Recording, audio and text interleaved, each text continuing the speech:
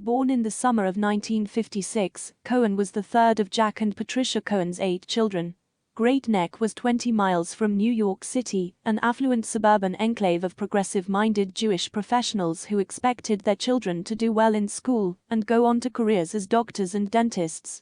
F. Scott Fitzgerald settled there in 1922, and the area became partial inspiration for The Great Gatsby, which was set in the fictional West Egg based on Kings Point, Great Neck's northernmost tip on the Long Island Sound. Many of the fathers of Great Neck lived separate Long Island and Manhattan existences, which involved a lot of drinking and long train commutes, and extended hours away from home. There were synagogues and good schools and grand estates. In Great Neck, the Cohens were on the low end of the financial spectrum, which Steve was aware of from an early age.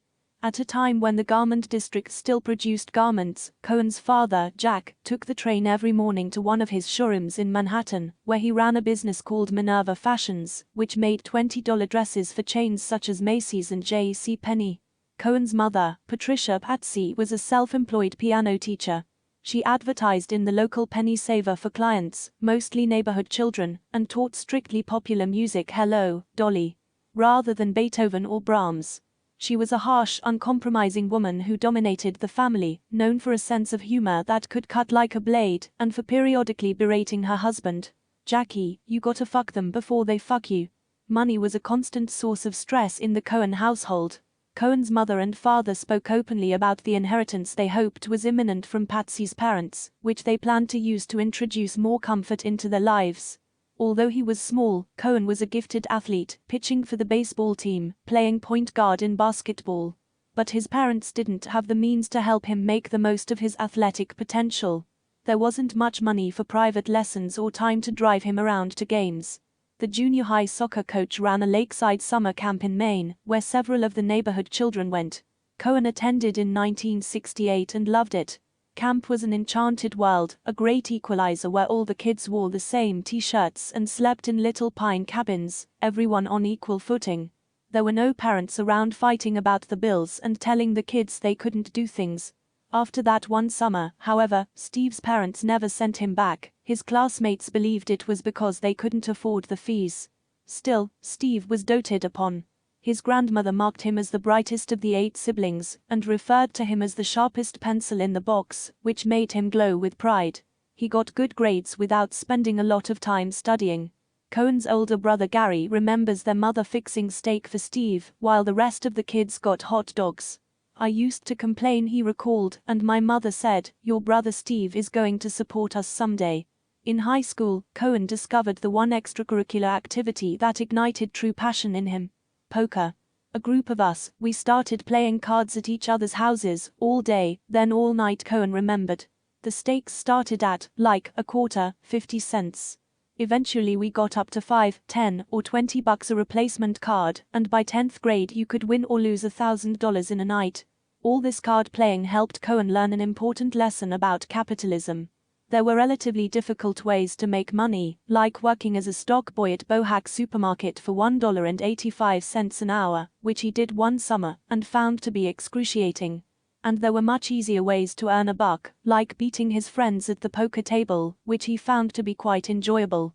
Cohen would stumble home early in the morning with bundles of cash, making sure to return his dad's car keys in time for his father to make his morning commute to work. Watching his father trudge off to work each day, Cohen had one thought: this life is not for me. Cohen was admitted to Wharton, and his parents were overjoyed.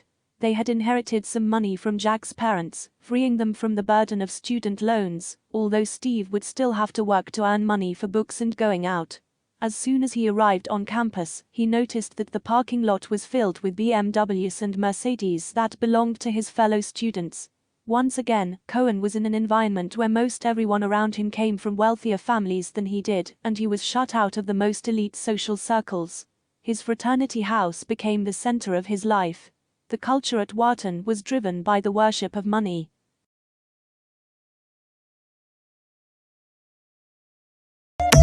Pull up a flex. Pull up a flex. Pull up a flex. Pull up a flex.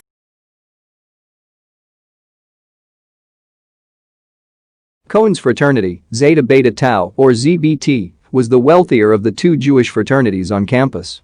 Its nickname was Zillions Billions Trillions. Cohen spent most of his nights in ZBT's living room, which was transformed into a gambling den, with a dozen guys around a table. At the center of the table sat Cohen, leading the game, intensely focused amid clouds of smoke and clinking beer bottles. He was part of a core of 5 or 6 young men who dominated the table, while a rotating cast of losers filled the extra seats. One night in 1976, a student from one of his classes sat across from him. Sweat accumulating at the base of his back. Cohen cracked jokes and flashed his gap-toothed smile. He had become known as a snake charmer who specialized in separating his classmates from their inheritances. He wasn't cool and didn't have women paying attention to him, but he had earned the respect of the trust fund kids he was in school with. The stakes in the game were already into the hundreds of dollars, which Cohen's opponent, an occasional player, found to be a little rich for a game full of college students. Cohen's classmate swallowed hard and braced himself for another loss. Cohen won several $1,000s from him over the course of the semester, and each time he lost, the classmate swore he wouldn't let it happen again. While many of the fraternity brothers stayed up late dropping acid or drinking beer, Cohen rose early each morning to read the Wall Street Journal. He carefully tracked the stock market, but he considered school itself to be a waste of time. One day, during a statistics exam, while the others in the class were struggling to finish, Cohen stood up and marched out the door before he was done to check his closing stock prices. He thought he had no chance of competing with the prep school kids who spoke the same language and had all read the same books. He would have to outsmart them. In between classes, Cohen roamed around the floor of the Philadelphia-Baltimore-Washington Stock Exchange in a t-shirt, walking up to the traders and annoying them by saying things like, "Hey, your spreads are off." He started skipping classes to visit the Merrill Lynch offices in Philadelphia, where he could watch the New York Stock Exchange ticker. "I just stand there and stare," he said. "I could hear the tick-tick-tick of the tape, and you would watch a stock go by at, say, 50-50-50, and then it might go up or down a tick. You could see the trade happening. You could just watch it happen in slow motion. And later, not right away, I found I was pretty good at guessing which way those numbers would go." All around him, Cohen saw people who weren't as talented as he was succeeding. That tick-tick-tick of the tape became the key to the future he felt he deserved. Elaine's was a smoky oak-paneled restaurant that attracted artists and theater people on the Upper East Side, and Cohen was at the bar, sipping a drink. He was alone on his birthday. He didn't have many friends. Rain was pouring down on the street outside. It was June of 1979, and Cohen was exhausted from a day on the floor at Gruntle, where all day long people had been screaming Stevie at him. The nickname made his skin crawl. Azer had adopted Stevie as a way to distinguish Steve Cohen from Steve Ginsburg, the older brother of Kenny Ginsburg, Cohen's best friend from high school, who had recently started working with them. Azer's little operation was becoming an important profit center at Gruntle, and they were given a lot of freedom by Howard Silverman, Gruntle's CEO, who adored Cohen. Silverman drove sports cars, spoke with arrogance and ambition, and liked people who shared his values. He could see that Cohen was hungry, and he wanted guys like him around. Over the previous year, Cohen had started making more and more money trading at Gruntle, but he was still socially unhappy, permanently disappointed over the lack of recognition he felt he received. He didn't have many friends. Elaine's was crowded and Cohen looked around, contemplating the fact that he was now 23 years old and single, when someone caught his attention.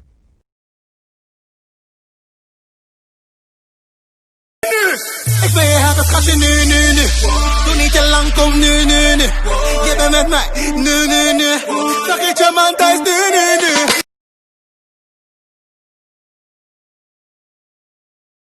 A woman had just walked in, dripping wet, in a white camisole and a silk skirt that clung to her legs. Cohen stared at her. The woman looked around anxiously and smoothed her wet hair. She was supposed to meet a girlfriend for dinner. It was the sort of Manhattan rainstorm that made it impossible to find a cab, so her friend was late. She hovered by the bar and watched the door, keeping her eyes cast low to avoid the gazes of the men who were staring from different parts of the restaurant, a New York City survival tactic that came naturally to her. At one point, she noticed Cohen looking in her direction and angled herself so that she was facing the other way. Cohen watched her for a few minutes before he felt bold enough to approach her. "Hello," he said, sidling up awkwardly. He tried to smile. "Hello," she said, and looked at him quizzically. "Who is this guy?" She thought to herself. Her name was Patricia Finke. She would never normally have bothered with someone like Cohen, who was so conservative, so corporate-looking. She had grown up in an artsy family in Manhattan and had been raised with a snobbish attitude toward the suburbs. Under different circumstances she would have completely ignored him. But he appeared harmless enough in his wrinkled shirt and unstylish shoes, and he seemed captivated by her. He gave off an aura of vulnerability that was appealing. At first, Cohen tried to impress Patricia with stories about how he'd gambled all his bar mitzvah money in the stock market as a kid, and how his bosses at Gruntle were upset about how much risk he took with his trades, and how everyone at work thought he was too cocky. "They think I'm a cowboy," he said. For a while, Patricia kept looking over his shoulder, watching for her friend. But eventually, against her better instincts, she was drawn in. She and Cohen ended up talking for hours.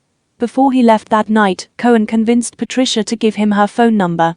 He spent the next few weeks pursuing her, calling 3 times a day, asking to know when they'd see each other again. They dated for the next several months. Some of Patricia's friends couldn't understand what she was doing with Cohen, who seemed so unsophisticated, a money-obsessed schlub from Long Island. But Patricia had grown up without money, and she hadn't finished high school. She knew what it was like to worry about paying for all her expenses.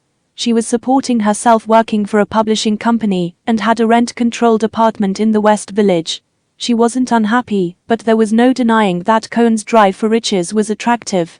She didn't have a clue about the stock market, but he talked about it endlessly, boasting about how much money he planned to make. He said that he would take care of her. Cohen, for his part, had little else going on in his life. He lived in a 1-bedroom apartment where most of the light bulbs were burned out. He spent a lot of his free time by himself. He wanted a wife. He cared about Patricia, and he started suggesting they get married. Patricia finally agreed. They told their parents that they had eloped. But in fact there was a tiny wedding, with just 2 guests, Patricia's maid of honor and Cohen's best man, at a small Unitarian church in Murray Hill, a quiet neighborhood in the middle of Manhattan. Not long after, in 1981, their first child, Jessica Lynn, was born. Finally, Cohen had his own family. "Pick up the fucking phone," Ron Aza yelled. It was a typical morning on Gruntle's trading desk, with Aza's traders tapping on their keyboards. Usually, when a phone rang, everyone would wait to see who would be the first one to get too annoyed to ignore it and pick it up. One of the assistant traders, who was trying to fill in trade tickets that were spread all over his desk, looked around, but there was no free phone within reach. "I don't have a phone," he yelled. The phone kept ringing. Cohen, who was trying to make a trade, yanked his own phone right out of the wall and slammed it on the assistant trader's desk. "You want a phone? Here's a fucking phone." Within seconds, they were both on their feet, inches apart. "You motherfucker, what do you think you're doing? You fucking piece of shit." A few minutes later, everybody was friends again. It went like that every day. It was Aza's job to manage the tension and keep his traders productive and busy. He divided the stocks of the Dow Jones Index among them, usually reserving the biggest ones with the most volatility, such as IBM and Eastman Kodak and Honeywell, for himself. If no one appeared to be trading a particular security regularly, any one of the traders could gradually take it over until it became theirs. Most of the time, everyone respected these allocations. Everyone except Cohen.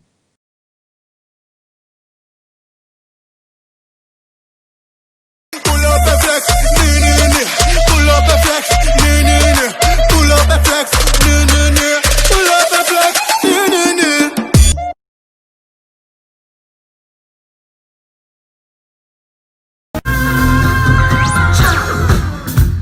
Knight's tail. Chop. Dance tail. Chop.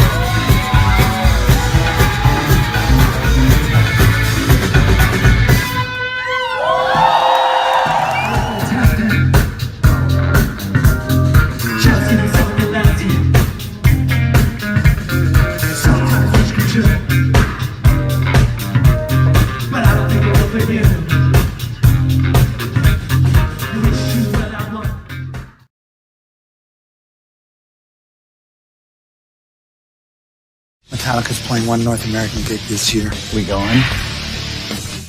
Kill 'em all, baby! This is Purple Urkel. I'm not into missed opportunities. Me neither. I want to put him on the rack and stretch him. I have reason to believe the Rhodes Senior is making a play against me.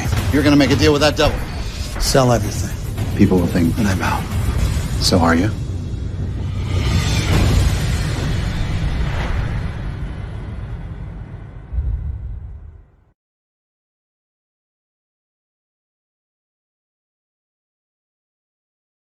Short squeezes. I'm sure you heard of this term before, but you might not fully understand what it means or how it occurs. A short squeeze is a situation where a heavily shorted stock all of a sudden moves sharply higher, forcing short sellers or those betting that the stock will go down to close their positions.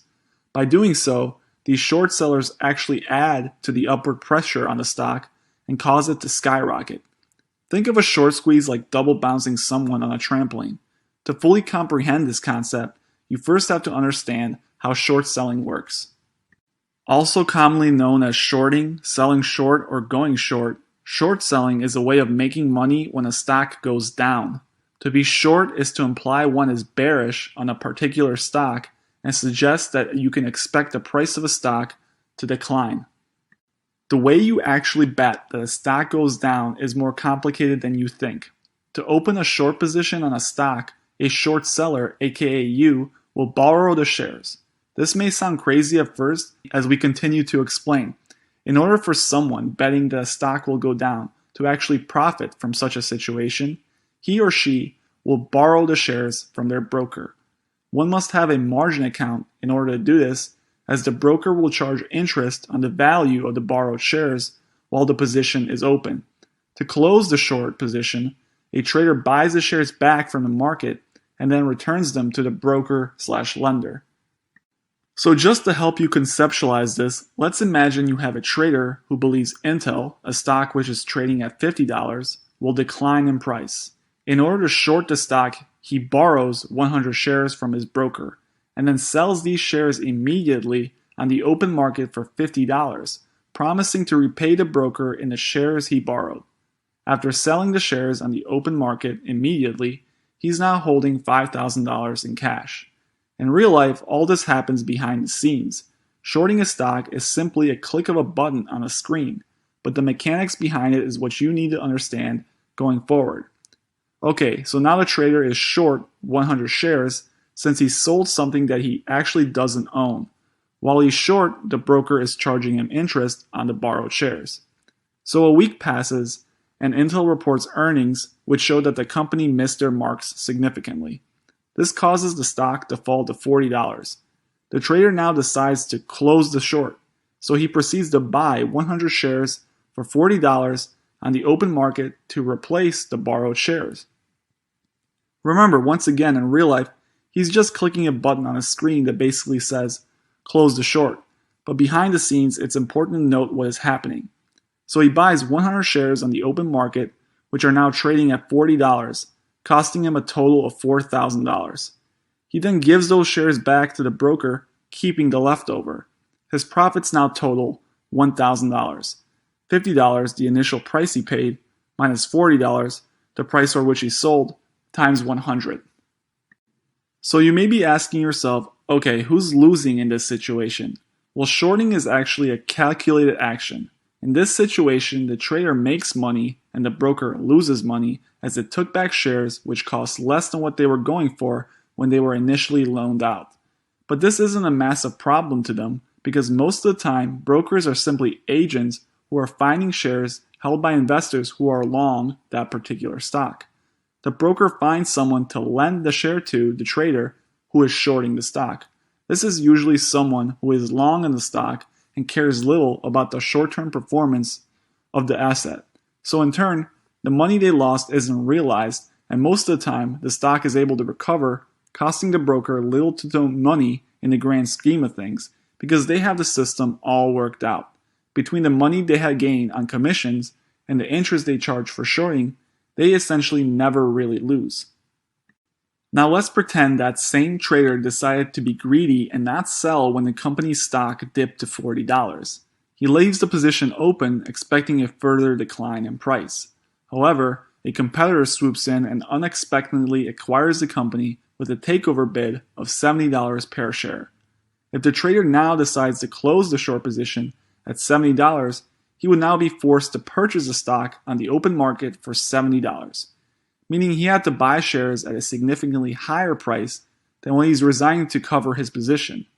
In simple terms, that's $70, which it costs now per share, minus $50, which is what he sold for, times 100. In this situation, the trader loses $2,000 on top of interest and commission costs. And remember, when a trader goes short on a stock, the losses are technically unlimited, as the stock could in theory go up to an infinite amount. This is why many brokers will require you to save some cash as collateral just in case your position goes haywire. And it's also why you will be margin called, forcing you to close your position after a certain amount of losses so they can ensure they get their borrowed stock back. Okay, so how does this have anything to do with a short squeeze? Well, a short squeeze occurs when a stock that is very actively shorted begins to rise. This rise is accelerated by the incoming squeeze, which, as I will explain, feeds into an incredible rise in the stock's price. Remember how I said short sellers need margin accounts to trade? Well, a short squeeze occurs when short sellers are forced to cover their trades and begin buying back their short positions because of margin requirements and significant losses.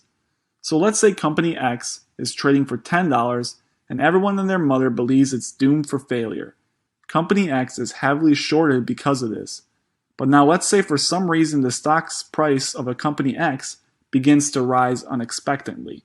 Short sellers now begin to take on losses, and like I mentioned earlier, if the losses get large enough, they begin to buy back shares in order to close their positions.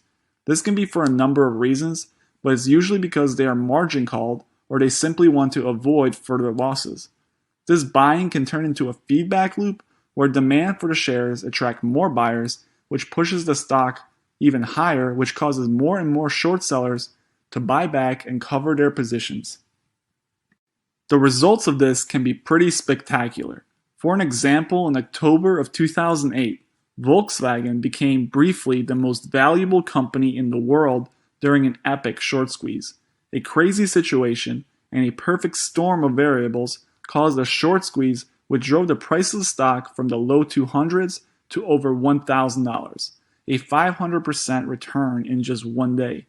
Predicting these sorts of moves is quite difficult, as the requirement is a very special case of circumstances. There are contrarian investors who seek out stocks which are heavily shorted and go long on them hoping for a jump in price. If you do seek this strategy, please consider Robinhood, a commission-free trading application that could net you a free $200 stock just for signing up with my affiliate code, which is found in the description of this video. Short selling is quite an interesting topic, which inspires phenomena such as short squeezes. Thank you guys for watching.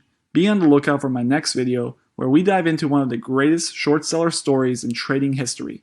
Don't forget to subscribe and like if you enjoyed, and of course, drop a comment and let me know what you think about my latest content.